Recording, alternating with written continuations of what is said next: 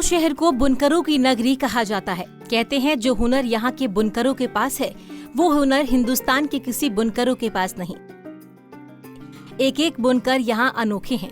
वो किसी भी तरह के कपड़ों में जान फूंक देते हैं। एक से एक कला इनके तरकश में मौजूद है। लेकिन पिछले कई सालों में यहाँ के बुनकर मंदी की मार झेल रहे हैं। लॉकडाउन के बाद तो मानो इनकी कमर ही टूट गई है, क्योंकि बुनकरों के तैयार माल को बेचने के लिए सरकार ने कोई भी व्यवस्था नहीं की। बुनकर लगातार ये मांग कर रहे हैं कि कोई बुनकर हाट या मंडी की स्थापना हो जहां वो अपने माल को आसानी से बेच सके, लेकिन अभी तक सरकार ने इस संबंध में कोई भी ठोस योजना तैयार नहीं की। सरकार प्लान की बात ये है कि कोई रोजी रोजगार का सिस्टम है ही नहीं है ढंग का, तो बेचारे पेट चलाने के लिए कहीं न कहीं प्रयास करेंगे, जाएंगे ही, अपना परिवार चलाना है लोगों का। तो क्या साड़ियों का व्यापार तो बहुत ही ठप है, बस जैसे तैसे चल रहा है मामला, वो भी कुछ कहने लायक नहीं है। सरकार की तरफ से क्या व्यवस्था की जाएगी? यहाँ सब प्राइवेट लिमिटेड काम हो रहा है, जिसका जी में आया माल मांगा 2 साल माल रख करके वापस कर दे रहा है। अपने यहाँ व्यापार लोग भी बहुत दुखी हैं, माल देते हैं बेचारे, आता है उसमें लाखों लाख रुपए का नुकसान सहते हैं लोग। बता दें कि कभी पंडित जवाहरलाल नेहरू ने मऊ को भारत का मैनचेस्टर कहा था, लेकिन आज ये धीरे धीरे अपनी पहचान खोता जा रहा है। मऊ की बनी हुई साड़ियाँ देश में ही नहीं बल्कि विदेशों में भी भेजी जाती हैं। लेकिन अब यहाँ के बुनकर धीरे धीरे अपने पारंपरिक व्यवसाय को छोड़कर रोजी रोटी की तलाश में खाड़ी देशों में पलायन करने को मजबूर हो रहे हैं। मऊ ये बिल्कुल सही है, मतलब कि बुनकर जो है ये लॉकडाउन की वजह से काफ़ी परेशान हो गए थे। लॉकडाउन में तो ये खाने को मोहताज हो गए थे। अगर बड़ों ने नहीं थामा होता तो ये भूखे मर जाते हैं। बुनकरों के माल को बेचने के लिए सरकार ने कोई व्यवस्था की है? नहीं, कोई व्यवस्था नहीं की है। बुनकरों ने कई बार जो है दरख्वास्त दी है, डीएम के पास गए हैं कि कोई इसका जो है एक्सपोर्ट का ज़रिया कम से कम मऊ से हो जाए, मगर कहीं कोई सुनवाई नहीं हुई।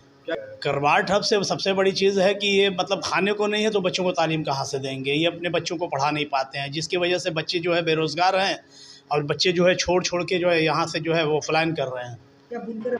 यूँ तो इन कारीगरों के पास हुनर की कोई कमी नहीं, लेकिन सरकार की उदासीनता ही है कि इन्हें पलायन करने को मजबूर कर रही है। लिहाजा उनके सामने रोजी रोटी का सवाल खड़ा हो गया है।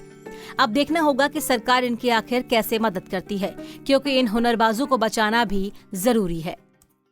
नमस्कार, मैं हूं जाहिद इमाम और आप देख रहे हैं पंजाब केसरी टीवी। मऊ शहर को बुनकरी नगरी कहा जाता है, लेकिन अब बुनकरों को किसी की नज़र लग गई है। उनकी साड़ियों पर किसी की नज़र लग गई है। साड़ी नहीं बिक पा रही है, आर्थिक मंदा है, बुनकर परेशान है, सरकार की तरफ से कोई सुविधाएं नहीं मिल रही है। ऐसे में आपको हम दिखा दें कि इस वक्त हम एक बुनकर के घर में हैं और यहाँ पर 2 लूम है और 2 लूम चलाने के लिए कम से कम 14 से 15 आदमी लगते हैं और एक लूम पे 7 से 8 आदमी यहाँ पे रहते हैं और एक साड़ी तैयार करते हैं। हालांकि ये भी बताया जा रहा है कि लगभग 4 से 6 घंटे में एक साड़ी तैयार होती है और इसका मेहनताना मिलता कितना है? सिर्फ 150 से 200 रुपये। मैं आपको दिखा दूँ कि यही वो लूम है जिसे बुनकर अपने घर में लगा रखा है और इसी को चलाकर अपने परिवार का पालन पोषण करता है।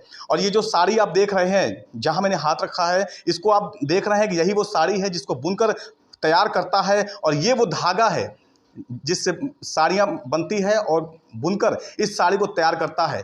4 से 6 घंटे में एक साड़ियाँ तैयार होती हैं और दिन भर में सिर्फ 1.5 साड़ी तैयार होती है और मेहनताना कितना मिलता है? सिर्फ 150 से 200 रुपये।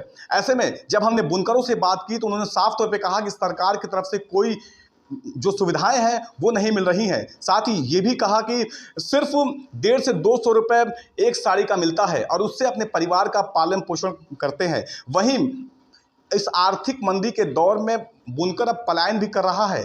कोई दुबई जा रहा है तो कोई सऊदी जा रहा है तो कोई बॉम्बे जा रहा है। यहाँ तक कि मऊ शहर को लोग छोड़ने पर मजबूर हैं।